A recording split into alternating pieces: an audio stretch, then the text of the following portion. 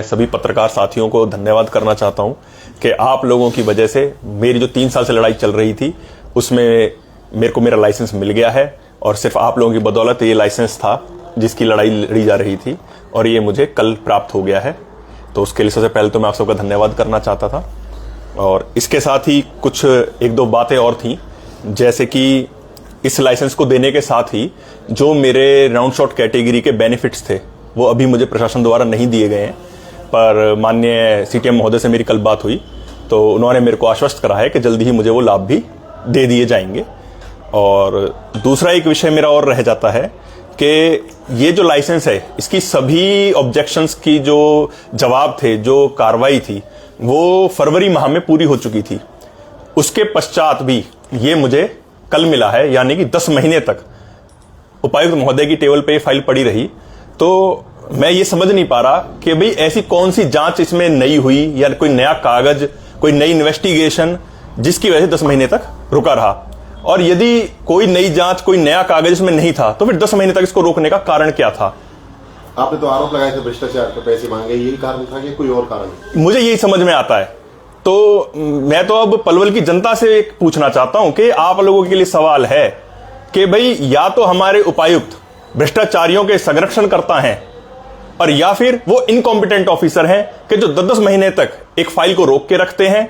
तो ये अब पलवल की जनता तय करे, क्या अगर वो इनकॉम्पिटेंट है तो ऐसे अधिकारी को जिले का उपायुक्त रहने का अधिकार है? वो प्रेस कॉन्फ्रेंस की वजह से सरकार की भी बदनामी हुई, मैं तो परेशान था ही। पर क्या ऐसे अधिकारियों को जिले में उपायुक्त लगाना सरकार के लिए सही है? मैं माननीय मुख्यमंत्री जी से कई संज्ञान में ये बात लाना चाहूंगा कि इस मामले को वो खुद देखें, कि ताकि मैं तो आप सबके माध्यम से अपनी बात आम जनमानस तक, बड़े अधिकारियों तक पहुंचाने में सफल रहा, पर जो ग्रास रूट लेवल पे बच्चे भी तैयारियां कर रहे हैं, जिनको अभी बहुत सहयोग की आवश्यकता है, मैं नहीं समझता उनके पास इतने अधिकार होंगे या उनकी इतनी पहुंच होगी कि वो इस प्रकार से अपनी बात को उठा पाए। आज आप लोगों की बदौलत मेरी बात नेशनल मीडिया में भी चली, आज तक जैसे चैनल ने इसको प्रकाशित करा, हिंदुस्तान टाइम्स में भी आई, तो ये सब आप लोगों की बदौलत थी। पर क्या हर व्यक्ति वहां तक पहुंच सकता है? तो क्या ऐसा नहीं होगा कई खिलाड़ी रास्ते में ही दम तोड़ गए होंगे? इस पे मैं सोचता हूं सरकार को संज्ञान लेने की आवश्यकता है।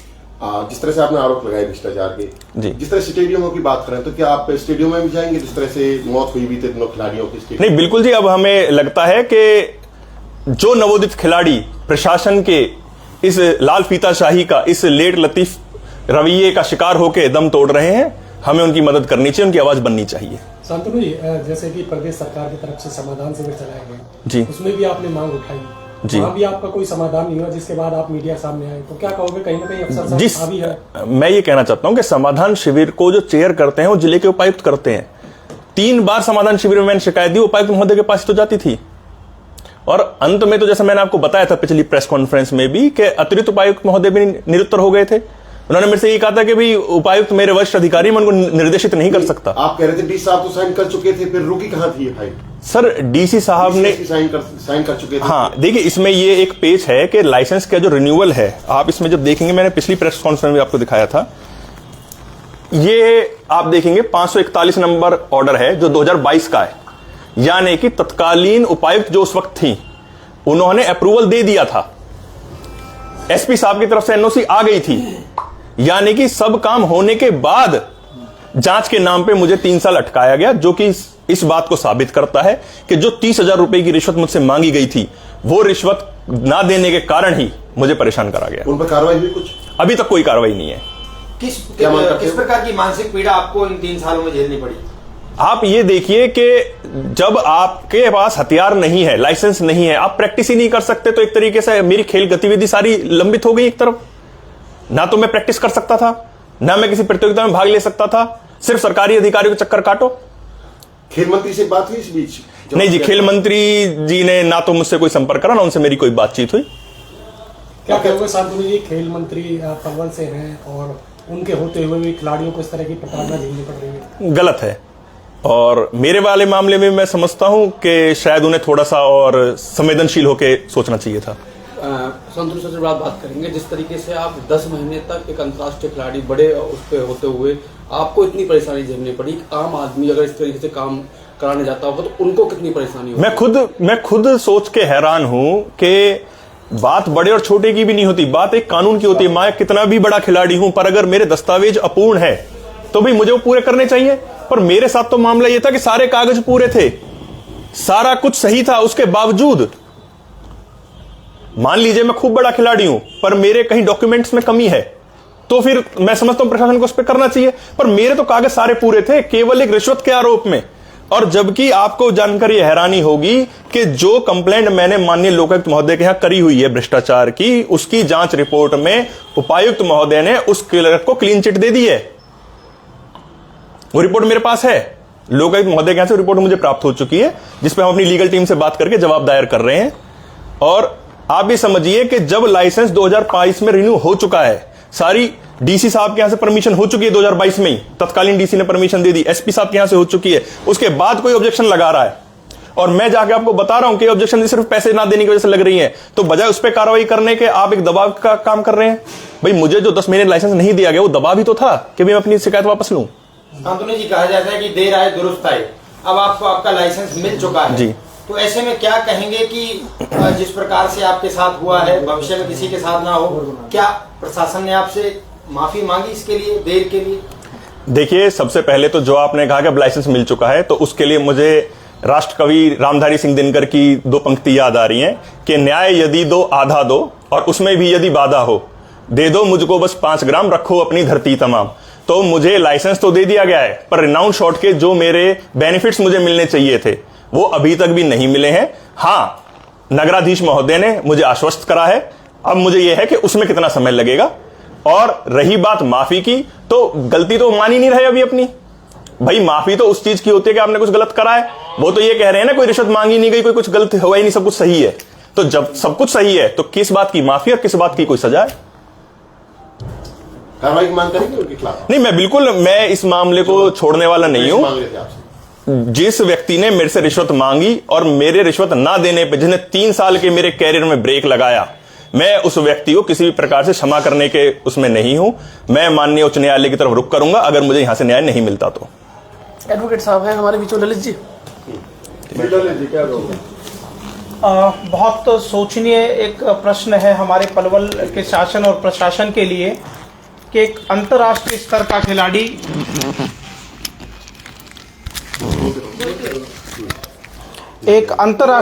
का खिलाड़ी जिसके पास 4 अंतर्राष्ट्रीय पदक हों और 7 राष्ट्रीय स्तर के जिनके पास पदक हों, उस खिलाड़ी को वो प्रदेश और देश की सत्ता जो ये कहती है कि जहां के कानून मंत्री, हमारे हरियाणा के जो कानून मंत्री वो भी हमारे स्थानीय विधायक भी हैं, और उनके राज्य में अगर 3 साल तक एक अंतर्राष्ट्रीय स्तर का खिलाड़ी अपने अधिकार के लिए उसी शासन और प्रशासन से लड़ाई लड़ता रहा, तो ऐसे में सरकार अगर ये दावा करे कि वो खेलों को बढ़ावा दे रही है, तो कहीं ना कहीं ये बात अन्याय और झूठ जो है साबित होती है। अंतर्राष्ट्रीय स्तर के खिलाड़ी को ना तो उसके बेनिफिट्स दिए जा रहे और बल्कि सुविधाएं तो छोड़ो, 3 साल तक उसके प्रैक्टिस पर भी एक तरह से इनडायरेक्ट वे में उनको जो है रोक दिया गया। कहीं ना कहीं ये पूरे देश के साथ विश्वासघात और खिलाड़ियों का एक अपमान है। कार्रवाई बनती है कानूनी रिपोर्ट में? बिल्कुल इसमें कानूनी कार्यवाही अगर माननीय सुधांशु जी अगर शांतनु जी अगर करना चाहेंगे तो हम इस पर कार्रवाई भी सुनिश्चित कर सकते हैं। बिल्कुल सबसे बड़ी बात तो यह है कि जो अधिकारी जिसके ऊपर एक इल्जाम लगाए गए घूस मांगने के, हमारे नगराधीश ने अभी तक उसके ऊपर ही कोई कार्रवाई नहीं की, और जैसे अभी आप लोगों ने सुना कि उसको क्लीन चिट दे दी गई, तो कहीं ना कहीं ये पूरा का पूरा एक मामला कहीं भ्रष्टाचार से संबंधित देखा जा सकता है। आप बोलोगे? हाँ जी, बताइए। अभी समाज सेवी बन गए पत्रकारिता से।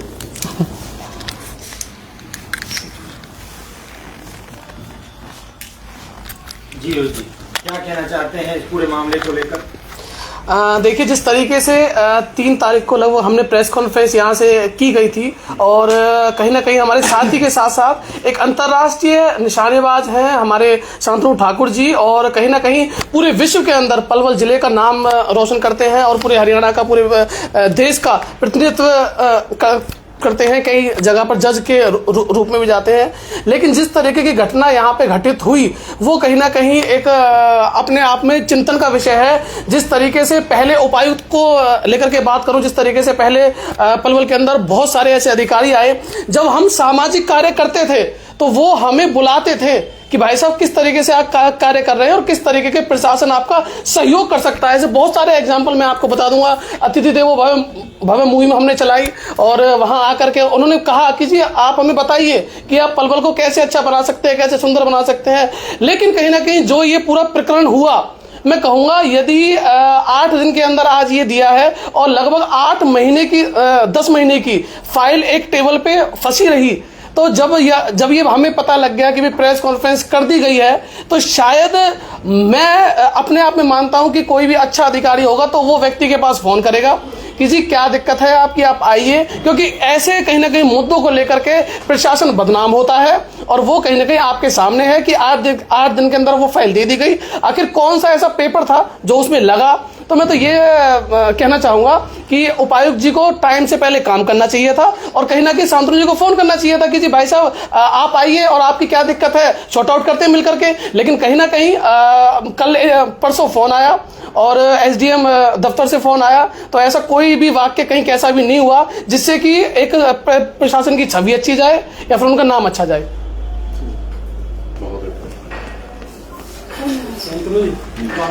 लाइसेंस ना